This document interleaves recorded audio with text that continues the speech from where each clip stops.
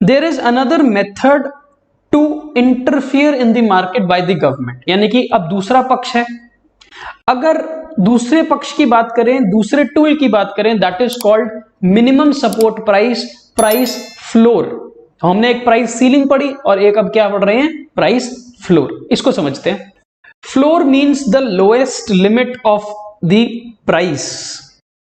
अगर गवर्नमेंट को यह लगता है कि मार्केट में जो इक्विलिब्रियम आया है उसके कारण जो इक्विलिब्रियम प्राइस डिटरमिन हुआ है वो प्राइस बहुत कम है, इतना कम है कि जो सेलर है उसको उसकी कॉस्ट ऑफ प्रोडक्शन भी नहीं मिल पा रही है, या फिर सेलर को उसका एक रीजनेबल प्रॉफिट मार्जिन नहीं मिल पा रहा है।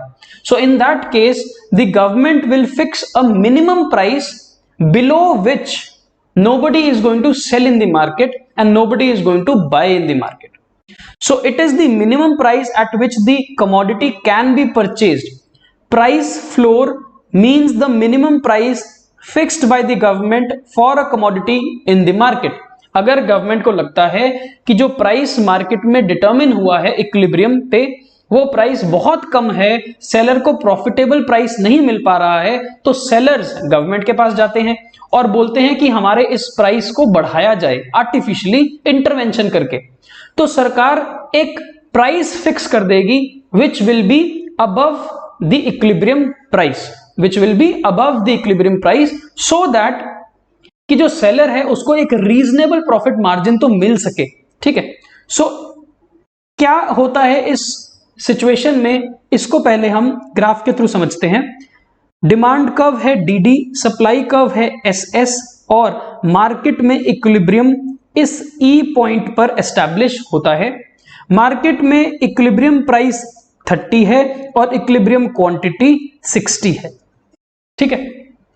अब suppose that this 30 rupees price which is the equilibrium price is very less in the market. अगर सप्लायर को यह लगता है कि जो 30 रुपीज का प्राइस मार्केट ने डिटरमिन किया है वो प्राइस बहुत कम है, मेरी कॉस्ट ऑफ प्रोडक्शन भी पूरी नहीं होती या मुझे प्रॉफिट नहीं मिलता, तो वो लोग सेलर्स, सप्लायर्स गवर्नमेंट को अप्रोच करेंगे और गवर्नमेंट को क्या बोलेंगे कि इस प्राइस को आर्टिफिशियली बढ़ाया जाए, हमारे इस प्राइस को सपोर्ट किया जाए, सो दैट हमारे को एक प्रॉफिटेबल प्रोडक्ट बेचने का एक अपॉर्चुनिटी मिले, यानी कि हमारे को एक प्रॉफिटेबल प्राइस मिल सके जिसपे हम सामान बेच पाए। Now suppose the government fixes the price at 40 rupees per KG. अब सरकार क्या करती है, उन सेलर्स की बात मान लेती है और इस प्राइस को आर्टिफिशियली इंक्रीज करके 40 रुपीज पर पहुंचा देती है। यानी कि the government will make an announcement क्या करेगी कि आज से जिस भी सेलर को सामान बेचना है वो 30 पे ना बेच के 40 पर बेच सकता है, यानी कि he can sell at 40 rupees per KG in the market. So ऐसा करने से क्या होगा, ऐसा करने से प्राइस के इंक्रीज होने से लॉ ऑफ डिमांड और लॉ ऑफ सप्लाई दोनों ऑपरेट करेंगे। प्राइस बढ़ गया तो सप्लाई में एक्सपेंशन आने वाली है, सप्लाई बढ़ेगी, और प्राइस के इंक्रीज होने से डिमांड में कॉन्ट्रैक्शन आने वाली है, तो डिमांड कम होना स्टार्ट हो जाएगी। So demand will contract. ठीक है, अपवर्ड मूवमेंट होनी स्टार्ट हो जाएगी। सो प्राइस आर्टिफिशियली सरकार ने इंक्रीज किया सपोर्ट करने के लिए सेलर्स को। प्राइस को इंक्रीज करने से कॉन्ट्रैक्शन होती है डिमांड में और एक्सपेंशन होती है सप्लाई में। इसका मतलब जब प्राइस 40 होगा मार्केट के अंदर तो सेलर्स बी पॉइंट पर होंगे ऑन दिस सप्लाई कर्व, और जो डिमांड है वो ए पॉइंट पर होगी ऑन दिस डिमांड कर्व। तो इसका मतलब 40 रुपीज पे कहीं ना कहीं आपको एक सरप्लस ऑफ सप्लाई नजर आ रही है, यानी कि सेलर्स तो बहुत ज्यादा हैं लेकिन डिमांड में कमी आ गई है। So in this case the demand will be 40 tons whereas supply at this price will be 80 turns.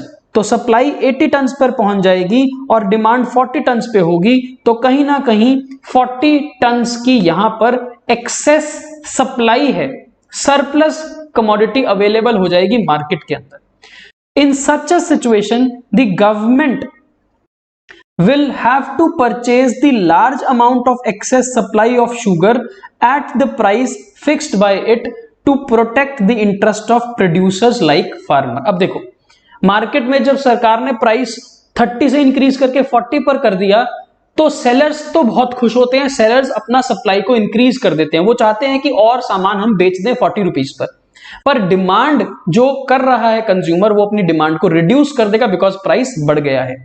So demand कम हो जाती है, सप्लाई एक्सपैंड कर जाती है, तो कहीं ना कहीं यहां पर एक्सेस कमोडिटी अवेलेबल है मार्केट के अंदर, जो सेलर तो बेचना चाहता है पर उसको बायर मिलेगा नहीं।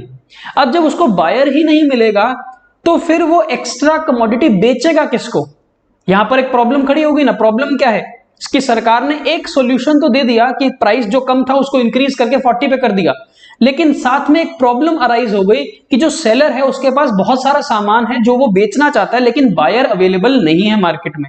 सो जब बायर अवेलेबल नहीं है मार्केट के अंदर तो फिर सरकार खुद आर्टिफिशियल बायर बन के सामने आती है और government will come forward and tell to the seller कि जो भी सामान आप 40 रुपीज पर बेचने को तैयार हो वो मुझे दे दो। यानी कि the government will become a consumer at 40 rupees for these goods, for these products of the seller. ठीक है, सो हम क्या पढ़ रहे हैं? It will lead to more supply and short of demand. As a result, the supply becomes excess of demand. Support price is generally fixed for agriculture products like food grains, sugar, etc. to safeguard the interest of producers or farmers. इसको हम minimum support price भी बोल सकते हैं, जो सरकार fix कर देती है without considering what is the equilibrium price. Normally equilibrium price बहुत कम होता है और जो support price है वो उससे ऊपर रखा जाता है। Support price is the minimum guaranteed price at which the producers can sell their output to the government if they desire. तो देखा ना, यहां पर एक्स्ट्रा सप्लाई जो है वो किसको बेचेंगे? वो सरकार को बेचेंगे। It is higher than the equilibrium price. A government agency like FCI will purchase sugar from the producers at this support price and store it in its godown as a buffer stock. तो सरकार ने क्या किया? Price के increase करने से एक problem खड़ी हो गई कि प्रॉब्लम है यहां पर सरप्लस सामान है। सरप्लस सामान कौन खरीदेगा? बायर तो आ नहीं रहा। तो government through it's agency like food corporation of India, FCI के जो गोदाम है, गोडाउन्स हैं, उसमें ये सामान खरीदेगी फार्मर से और भर देगी और भर के बफर स्टॉक मेंटेन करना स्टार्ट कर देगी। The main consequence of a support price is that in case the price of the product falls down so much due to overproduction that the farmers are not able to get their cost or minimum profit by selling at the prevailing rate, then they can offer their product or produce to the government at the minimum support price fixed by it. This will insulate the farmers from the fluctuations in their income caused by price variation in the free market. तो हमने दो situation समझ ली, price floor और price ceiling. Price ceiling का मतलब है कि जब प्राइस बहुत हाई है उससे कम करके नीचे करके एक सीलिंग लगा दी जाती है कि इससे ऊपर सामान बेचा नहीं जाएगा। फिर एक प्रॉब्लम खड़ी होती है एक्सेस डिमांड की, जिसको सॉल्व करने के लिए हम राशनिंग का सहारा लेते हैं और ब्लैक मार्केटिंग का भी एक यहां पर रोल हो जाता है। और हमने अब जो पढ़ा वो ये है कि यहां पर सरकार एक मिनिमम सपोर्ट प्राइस फिक्स करती है।